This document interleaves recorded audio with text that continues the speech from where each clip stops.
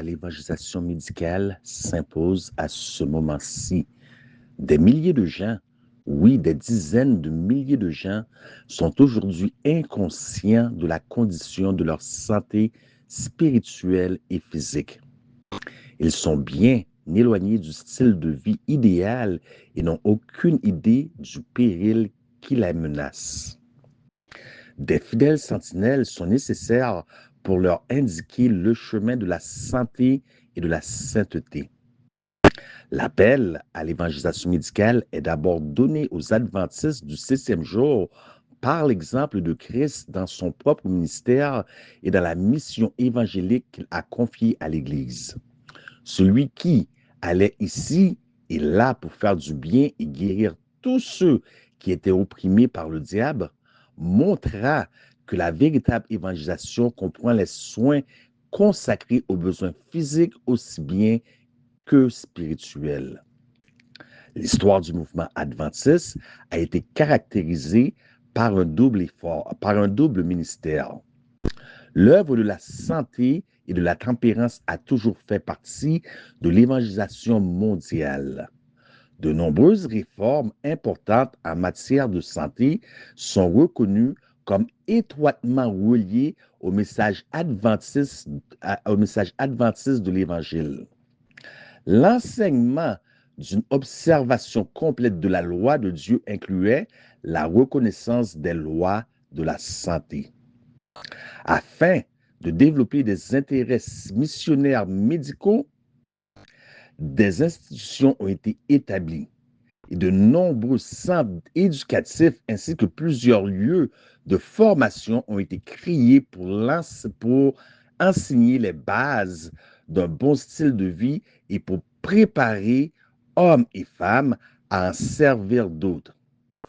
Mais le commandement résonne encore aux oreilles des adventistes. Va dans les chemins et le long des haies et ceux que tu trouveras, contrains-les d'entrer afin que ma maison soit remplie. Luc 14, 23.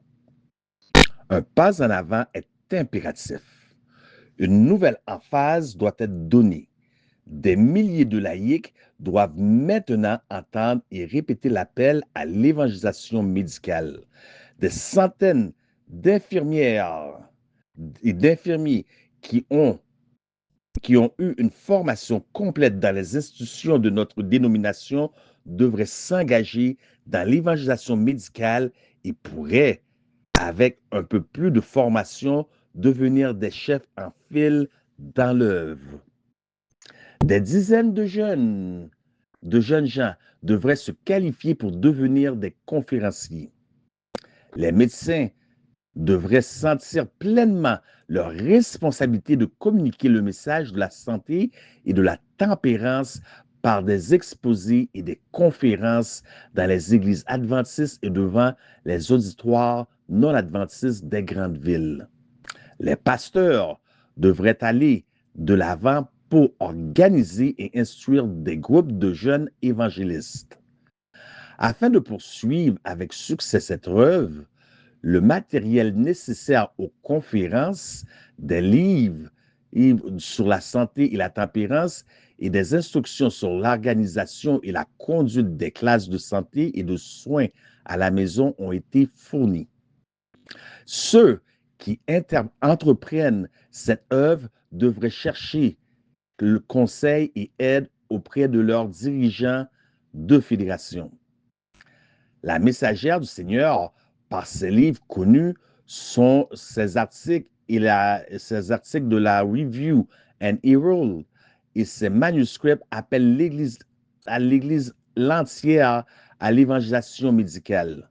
Puisse l'étude de ces messages stimulants mener à de grands progrès dans l'œuvre missionnaire médicale et l'évangélisation médicale parmi les adventistes du 7e jour. Le département médical de la Conférence générale.